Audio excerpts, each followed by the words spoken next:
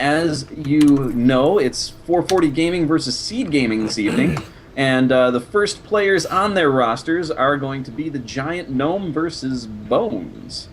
The Giant Gnome is from 440 Gaming, and he says he's a born and bred Zerg player.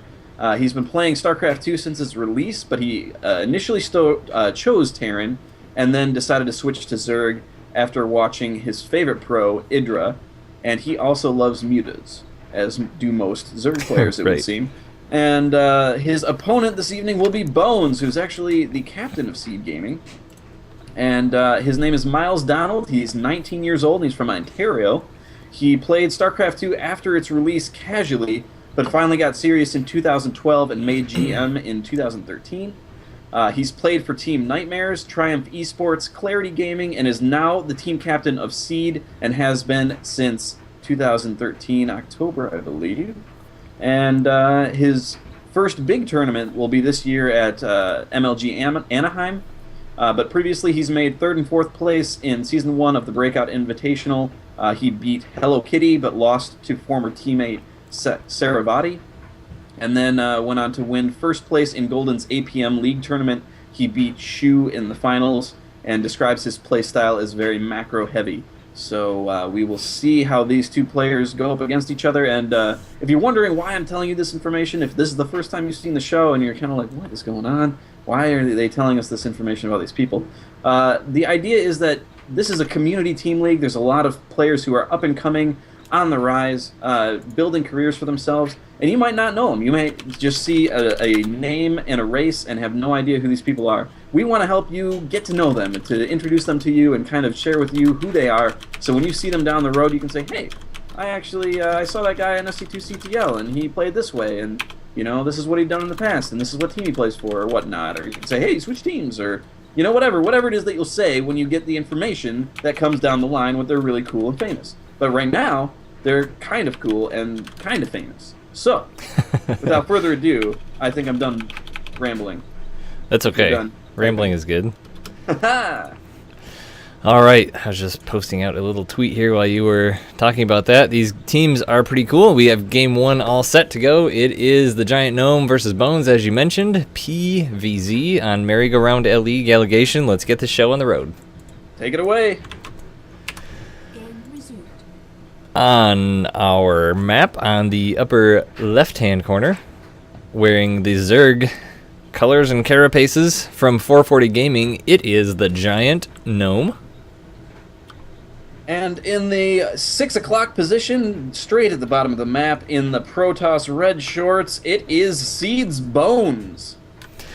I know I've mentioned this now last week, and I will mention it again this week, and I will probably mention it every week from here on out, but the best thing they did to StarCraft 2 in the recent patches is add the clan logos in the game, because that is just so cool.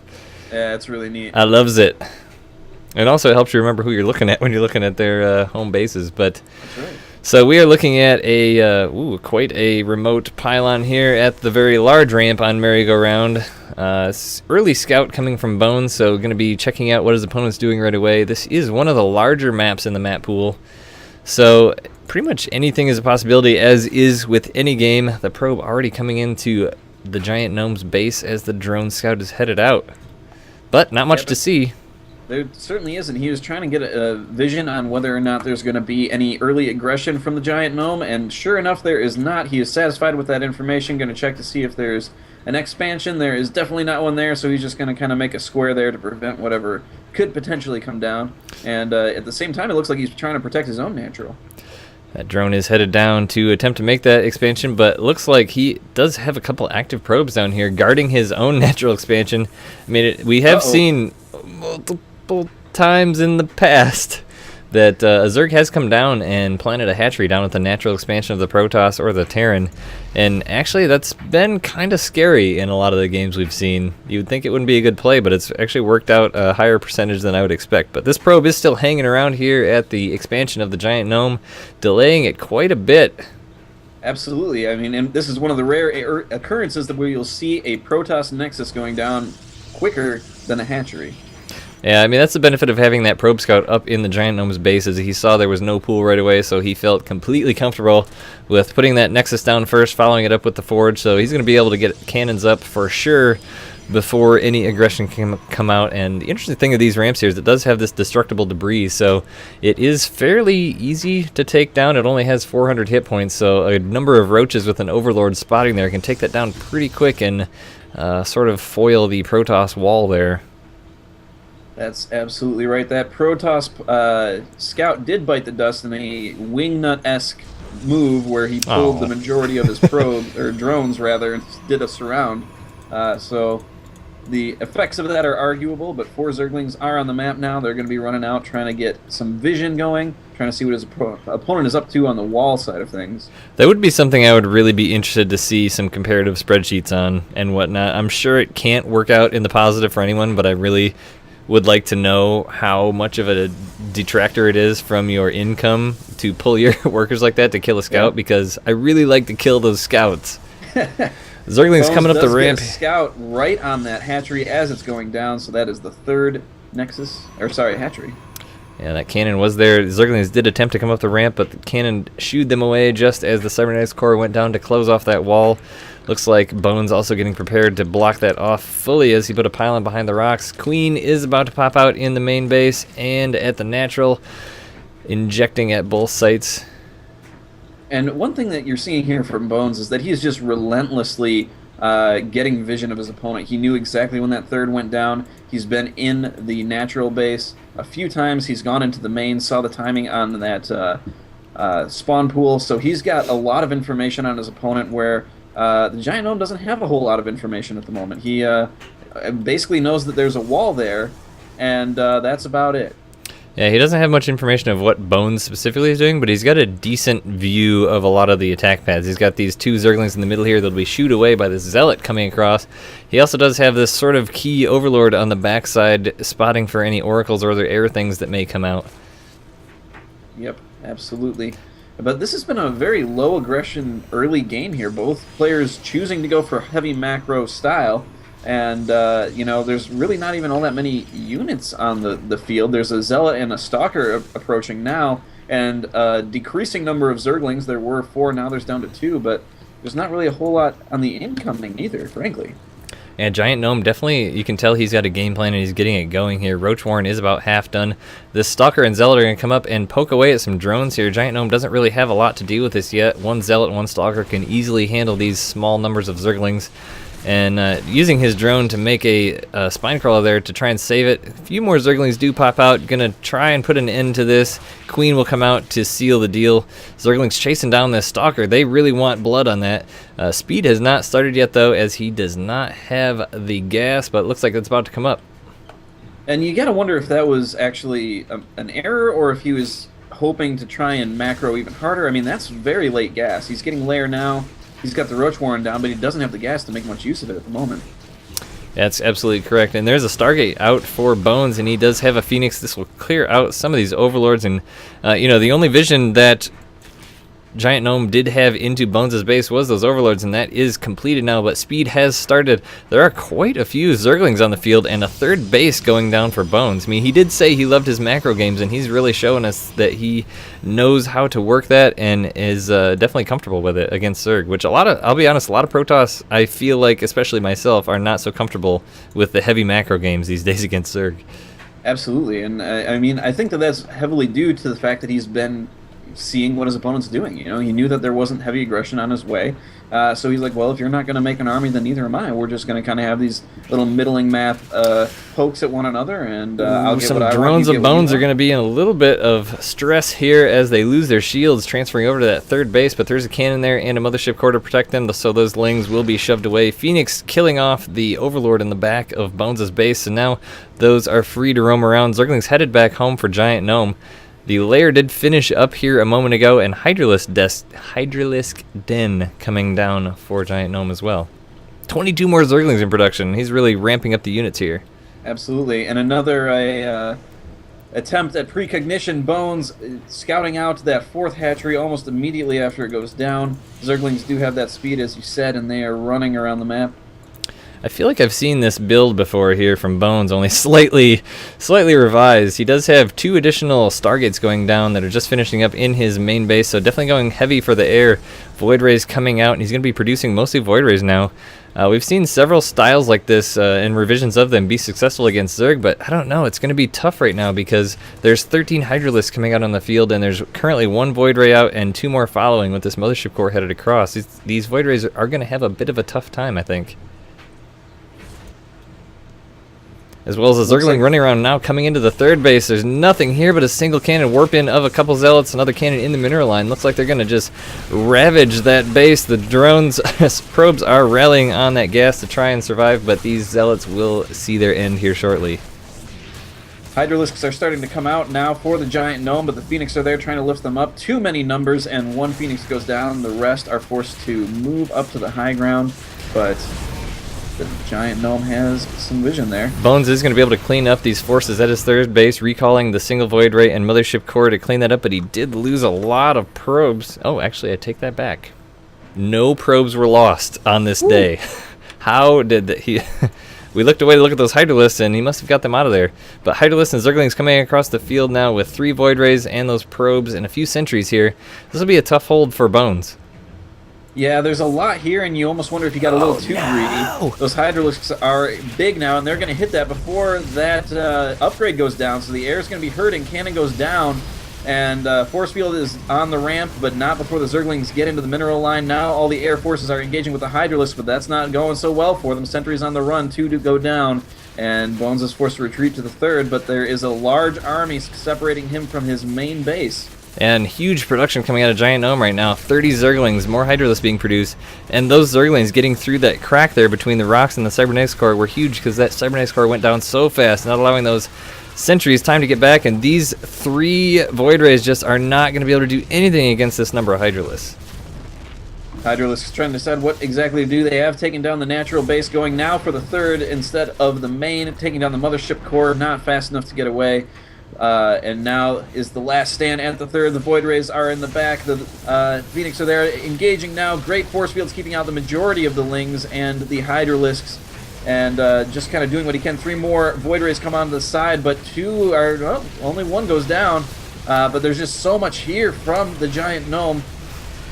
I feel like Bones is doing a really great job with what he has holding on to this. I mean, he has lost both of his bases so far, but considering he only had 3 to 5 Void Rays, and he's still left with 5 of them currently, 2 with extremely low health, I feel like he did a good job with his units. I mean, he is going to be severely behind considering that Giant Gnome is on 4 bases now and has insane production, but I'm impressed with how he used the units he had. It was good control for sure, but I don't know that he's going to be able to pull this out at this point. He's only got the 1 sentry, it looks like. And it's fairly low on energy. He's not going to be able to get a lot of force fields off. His only hope here is going to try and catch Bones' army off guard. The Hydralisks are kind of moving around. You got to love that speed upgrade off creep for them.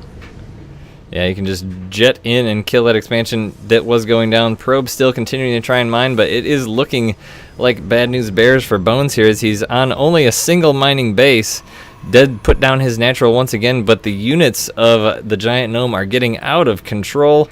Looking at the units tab, there are 23 Hydras on the field, 42 Zerglings. That alone is enough to pretty much seal the deal here. I feel like the Void Ray number are growing from Bones, but the Hydralisks just chew through those Void Rays so fast. Looks like 3 Phoenix left with only a couple Graviton beams left to lift up those Hydralisks. That is probably the only saving grace you can have, is if you have a high number of Phoenix to take some of the Hydras out of the fight. But here they are pushing in, taking out the rest of the pylons at that 3rd base. The numbers only continue to grow for Giant Gnome, continuing to produce 6 to 7 Hydralisks at a time. Still 2 Void Rays at a time coming up for Bones, but the supply is starting to really suffer. That's absolutely right. Bones is heavily supply blocked, and it's going to be a while before he's able to produce anything at this point. That is not something that he needs. His sentries are low on energy. They aren't going to have a whole lot of force fields left, and the Giant Gnome is kind of taking his time getting the army that he wants before moving in here. Yeah, he really is. I feel like he could come in and seal the deal if he had some great control, but he's just taking his time. He knows he's in the lead, and the best strategy is when you're in the lead to get farther in the lead. So he's in no hurry to end this game, just trying to do the best. He knows that he's up against a very formidable opponent and respecting him very well. Very smart play. Absolutely. Approaching 200 now, getting in position. The Phoenix are doing some scouting moving forward, trying to draw something in back to the main army, but great clump here. Let's see what the Giant Gnome decides to do, looking for that third base. Wasn't seeing anything, so he knows he's got him clipped into the main and natural. Now that he does have the army he wants and is approaching 200, he's got a spire coming down behind this as well as another hatchery, a 5th base. So he is fully willing to come in and trade this army as his resources are starting to grow. 2,500 minerals, 700 gas, starting to stock up that gas to resupply with mutas after a big engagement. But just pulling on back, a couple warping zealots warped in here to do a little harassment at the natural of the Giant Gnome. Actually pulled back way more than he probably needed to deal with those. Absolutely, and that's exactly what Bones wanted to see happen. That was a 300 mineral investment and bought him a few precious minutes, but that Spire is on its way down and is going to be popping very soon. So once this army is depleted, as you said, there are going to be mutas knocking on his door, and that's going to be difficult as well. Single Zergling upsets that probe just as the Nexus is about to go down, steps in and blocks the entire thing. One Zergling headed up the ramp of Bones to see what's there. Sees lots of Void Rays. Still is a bit of a risky proposition coming up this ramp. There are quite a few sentries now with high energy, so coming up the ramp would allow for quite a split of those Hydralisks, and Bones would probably be able to do quite a bit of damage. So he's doing a good job holding on here, but the mineral income and gas income is going to tell a story as he's approaching 5K, 2K. And that's, you know, the story of the 300 Zerg army, if not 400. Bones trying to take that third base, desperately needing it, but again, it goes down, gets canceled, the probe is wiped out, and Bones, oh, looks like he was about to engage there, getting a little bit out of position, and the force fields goes down, trying to take what they can. The Hydralisks are all behind the wall, the Zerglings are coming in, trying to get at those sentries. Time warp goes down. It's in a situation like this, Gallegation, where you wish you had Hydra range behind those force fields. There's that little bit of extra range does a lot, but those Void Rays go down so fast. No real upgrades from either player here. Giant Gnome possibly knowing he just has the army advantage in a massive way, so not really worrying about it. It looks like some probes being rallied for Bones out to the old third base to do some remote mining as the main is mined out. Production from Bones is basically at 0 right now. Bones doing another one of those zealot run-bys into the natural base of the Giant Gnome. The Giant Gnome does pull his entire army back to deal with this, so this is going to buy more time for Bones. Now hunting down those pylons. Another couple of zealots are in the north 5th base, but the Queen is able to deal with those before they do too much damage. And now that kind of ends the remote pylons. There is a probe moving around trying to put another one down, but the mutas do not see him. Bones definitely seeing that the Giant Gnome is not pressing the issues, so I think he's really smart here to go for Storm, which is about done. There are Templar on the field, so if the Giant Gnome waits too much longer, a couple big Storms on a big group of Hydralisks like this could be really bad news. Absolutely. I mean, if you look at the Giant Gnome's army, there really isn't anything that's heavily armored. You know, it's all light units and fairly squishy things, things that are very easily devastated by Storm, and Bones is doing a great job of just doing these little strike forces, but with the speed that the Giant Gnome has now, some of the High Templars getting a little out of their league there, stepping out and letting the Hydra do some damage to him, but those Storms just left about 8 Hydras just hanging by a thread. And a number dead, it looked like, as well. Now trying to pick off whatever he can get at here, a few Hydras straggling behind as they try and deal with these probes, but oh, so many probes are being cornered, and now the Void Rays and Phoenix are stepping in, trying to deal with it, and these Hydras are in trouble as they are cleaning up the mess that is there. The Hydras are in trouble, but look at the Remax behind this. 23 Corruptors. A very large number of mutas have been produced as well. Looking at the units tab, currently 25 mutas on the field, and soon to be 25 to 30 Corruptors also behind that. And there's really not a whole lot of anti-air infrastructure here by Bones, so this could be difficult. I'm really impressed at how Bones has held onto this. He's really kept it interesting, but now that these Corruptors are coming out, it's going to shoo these Phoenix away, but he is coming through and doing quite a bit of damage here. I do not believe that Bones has the range upgrade for these Phoenix, so that is going to make it a bit tough. And he's really got to hang on to those Phoenix, too. He can't really afford to lose them at this point, being as broke as he is, going up against his opponent. He is quite broke. Yeah, his opponent just has so many resources here. I mean, the third base still isn't down. He's about to be mining out of his natural expansion here. And look at the income tab. It's about 3 times the income for the Giant Gnome right now. And eventually that is going to play a big role here as he is just building up larvae to remax his armies. Here comes the big engagement. Nice storm going down those Corruptors. But more Void Rays going in. The Corruptors cast their corruption and do their damage, and the the Void Rays are left to kind of be surrounded here, trying to get out of there. So many mostly dead Corruptors, but there's just too many of them. The Void Rays are being decimated, and there isn't really a whole lot going to be coming back behind it. There's the GG. GG indeed. That was definitely an interesting set of games there. I mean, the way that the Giant Gnome looked really strong all throughout, but I don't know if he just did not quite feel comfortable to move in. I mean, that ramp was a pretty well-defended position with those Hydralisks and the Storms and the Void Rays and the Sentries. Sure. But, you know, I think he was really, really smart. I mean, that just honestly shows a very high level of respect for your opponent. I know I'm ahead. I know I've got a decent army, but I'm not going to do anything stupid. I'm ahead. I'm going to keep getting more ahead, get more bases, better army, because I know he's struggling. Absolutely. You know, it's hard to win a game when you're on 2 or 1.5 bases to the 5 of your opponent. I don't care how frivolous they're being with their spending or throwing away units. But Bones did a great job of hanging on to that game. Really did a lot of very effective harasses, bought himself a ton of time by pulling armies in kind of every direction, and mostly back towards the home base. So great job by Bones, dragging that game out a little bit longer, trying to get an upper hand, but just wasn't able to put down that third base, and eventually bled out. Lupa SC2 says, "Why is Seth Rogen casting?" That's a new one. That's a new one compared to him before. Yeah. So we're gonna run a quick break here as we get ready to head into game number 2, and then we'll come back and introduce our players. So hang with us for 30 seconds. That's right.